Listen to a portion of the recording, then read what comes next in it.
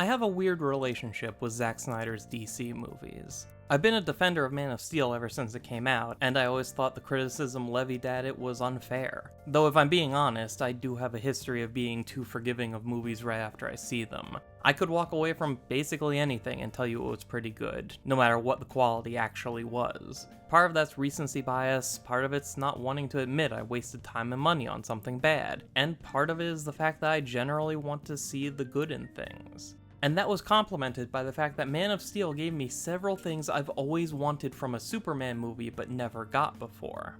The original Christopher Reeve Superman is one of the absolute best superhero movies ever made. And unfortunately, no Superman movie that came after it did anything all that different. That movie had 4 sequels that all felt like worse versions of the original, and rarely ever added anything new and exciting from Superman's history. The closest thing is Superman 2 giving us Zod and some evil Kryptonians to fight, but that's basically it.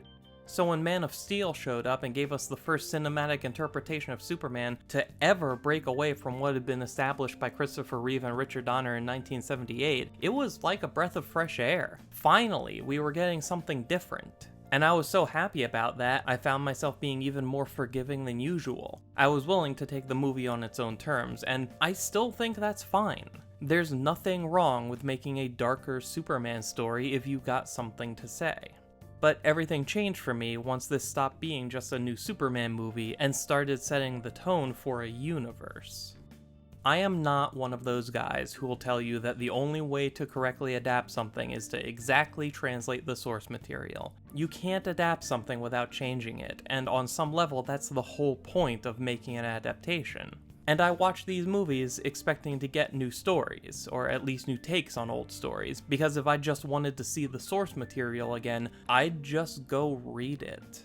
However, that doesn't mean that anything goes when it comes to adaptation. There's one thing you have to get right, because it's the foundation that everything else you do is built on, and it's one extremely basic concept. If you don't understand the core of the character, then there's no point in using that character. Now I'm gonna say something that'll probably annoy you if you're a Zack Snyder fan. Not because I have anything against Zack Snyder or against you, it comes from a literal lifetime of me reading, watching, and thinking about these characters. And it's the fact that Zack Snyder does not understand what's so great about DC superheroes. He says so himself. During a 2008 interview with Entertainment Weekly about his upcoming Watchmen adaptation, Snyder is quoted as saying, "I had a buddy who tried getting me into normal comic books, but I was like, no one is having sex or killing each other. This isn't really doing it for me. I was a little broken that way. So then Watchmen came along. This is more my scene." There is nothing at all wrong with liking Watchmen more than other works of superhero fiction, and a healthy love and appreciation for that source material is usually a good quality for a director to have when they're going to be adapting the material into another medium. But if you understand that Watchmen and the Justice League are different enough from each other that you could have a strong affinity for one while not really caring for the other, it should go without saying that you can't do justice to both by treating them the same way. To put it bluntly, making the Justice League feel more like the Watchmen ignores what so many people have always loved about the Justice League. There have been plenty of stories across most forms of media that depict darker, more violent versions of DC characters who have no problem playing dirty and killing their enemies. What a lot of people miss is the fact that these stories are almost always meant to show us how bad things would be if these characters actually behaved this way. I can't even count the number of times stories have hit us over the head with the fact that if Superman wasn't the nicest guy who ever lived, he'd make the Earth into literal hell because he's so powerful that nobody could stop him. The darker and more violent version exists to show us why it's so important for Superman to not be dark and violent. Snyder's movies don't recognize this at all, and interpret Superman through a pretty bleak worldview that's best exemplified by the most infamous scene in Man of Steel, the moment Superman kills Zod to save the lives of a family. We're supposed to believe that either he lets Zod kill that family, or he saves that family by killing Zod first. The movie asks us to accept that this was a no-win scenario, where something bad was going to happen no matter what, and that the hero had to make a terrible choice that was the lesser of two evils. The problem is that the movie expects us to believe that Superman accepts this as a no-win scenario. This movie has a very cynical, nihilistic view of death and destruction being an unavoidable part of life. Except it's not unavoidable because Superman is right there, and Superman doesn't trade lives. He's not the kind of person who'd kill Zod to save that family. He's the kind of person who'd throw himself in front of that family and take the hit for them, without a moment's hesitation. Every one of us has at least one moment in our lives where we try to do the right thing and we get punished for it. And we're left with the depressing feeling that it's just the way the world works. That idealism is nice, but eventually you have to wake up and face reality. Superman doesn't have those moments. Because of his upbringing, he's an incredibly idealistic and friendly person who'd do anything he can to help. And because of his powers, very little is actually impossible for him. Superman is a power fantasy, but it has nothing to do with how tough he is or how much damage he can do in a fight. The real power fantasy of Superman is that because he can do anything, he's immune to everything that pushes us down, that limits us. The fact that someone like him, who can do literally anything he wants, chooses to spend his time using his power to help people and just be an all-around nice guy without a drop of cynicism is the fantasy of Superman. Because he represents the polar opposite of those moments where we're punished for trying to do good. He's a rejection of the idea that reality and idealism have to be different. Superman is the embodiment of unfettered idealism. The reason he and Batman didn't get along at first is because Superman is too happy and friendly to fit into Batman's worldview.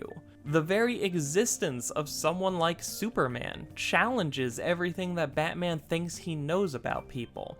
The life Bruce has led tells him that someone like Superman shouldn't be able to be real. Someone that kind and altruistic must be running some sort of scam.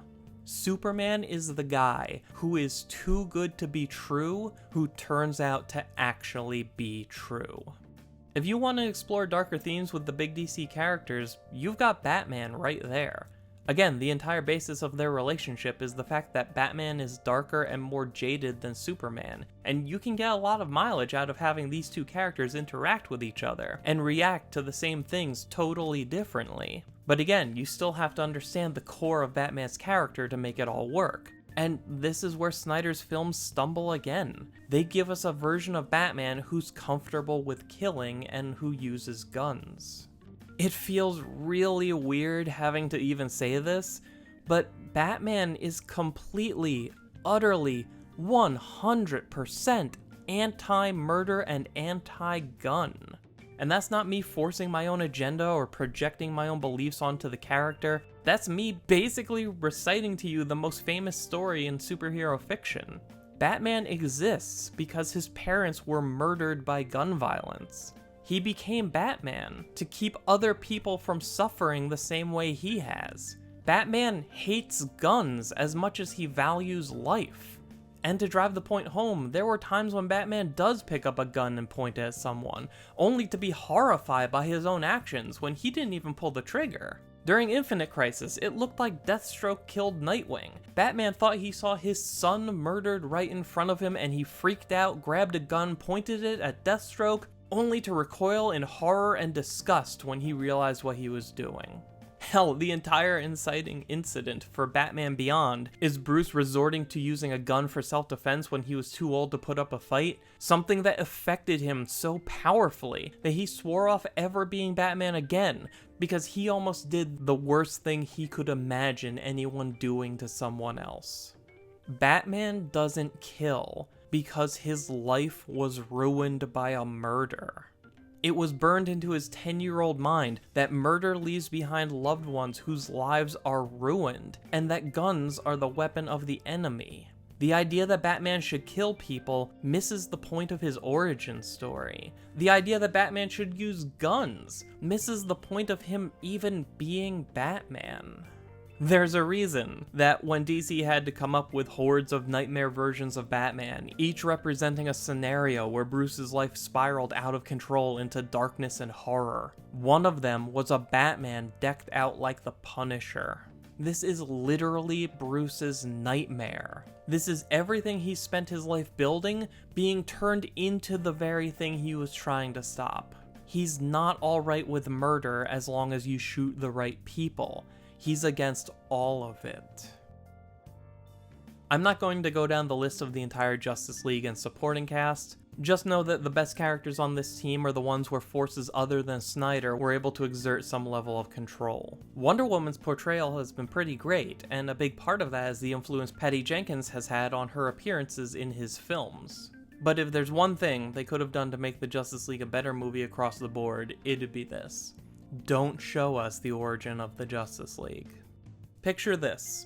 The movie opens and the Justice League has already been a team for a long time. They know each other, they're used to working together. And our POV character is Cyborg, a brand new hero who's showing up at Justice League headquarters for his first official day as a member of the team.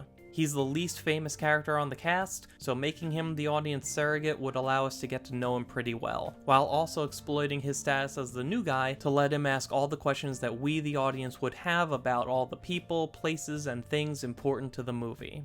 I understand the impulse to want to follow something new from the beginning, but the beginning isn't the only viable starting point. We don't need to see the formation of the team to accept them as a team. We don't need to see their first meeting to understand why they're friends. And that's a big thing that you lose by starting all of this at square one. You lose the fact that they're friends. These people have known each other for years. They like each other. I just read a comic where the Flash invites Green Lantern to spend Christmas with his family. There's so much richness to these relationships that you lose the ability to incorporate by starting at the very beginning, at a time when none of those relationships exist. The reason I like Wonder Woman so much is because they got the core of her character right. The reason I enjoy Shazam so much is because while they deal with some dark topics, they still keep an upbeat attitude and have fun. Because superheroes are fun. They're bright, fun, inspirational characters that let us explore all aspects of ourselves, not just the grim parts. There's more than enough room for grim, dark stories, but not all the time, and not at the expense of the characters.